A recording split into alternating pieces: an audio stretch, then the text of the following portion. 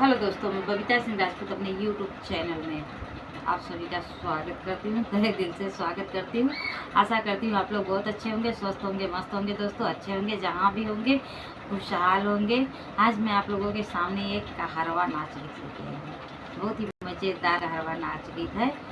कैसा लगेगा कमेंट करके जरूर बताना और अपना प्यार आशीर्वाद दुलार अपनी बहन को जरूर देना। चलो गीत शुरू करती हूँ। गीत का पूरा आनंद लें।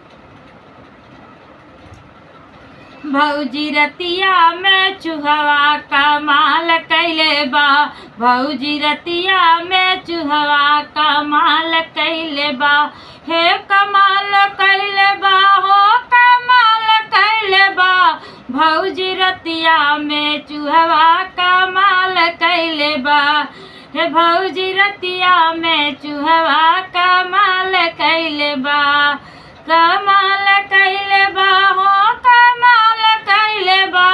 भौजी रतिया में चूहवा कमाल कैले बा, हे भौजी रतिया में चूहवा कमाल कैले बा।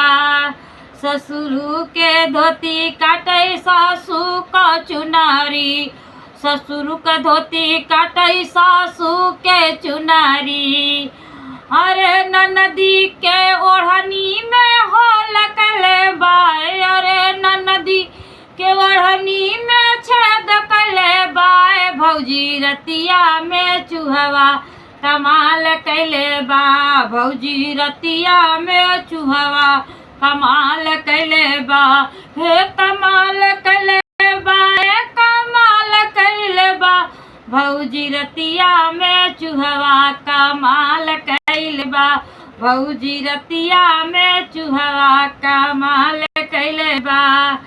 जेठऊ के सेट काट जेठनी के लहंगा, जेठऊ के सेट काट जेठनी के लहंगा, जेठनी के लहंगा हो जेठनी के लहंगा, अरे ननदी के चोलिया में हो लगले बा, अरे ननदी के चोलिया में हो लगले बा, भौजी रतिया में चूहवा कमाल कैले बा, हे भौजी रतिया में चूहवा कमाल कैले बा, हे भौजी रतिया में चूहवा कमाल कैले बा।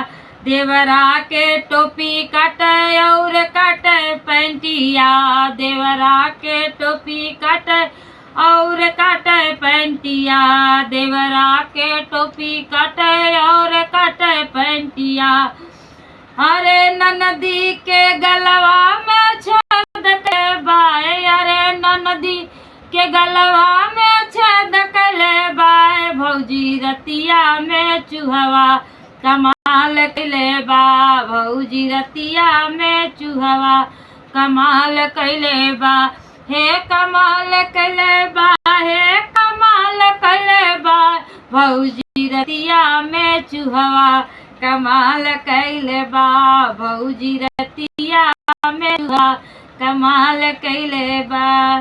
Thank you.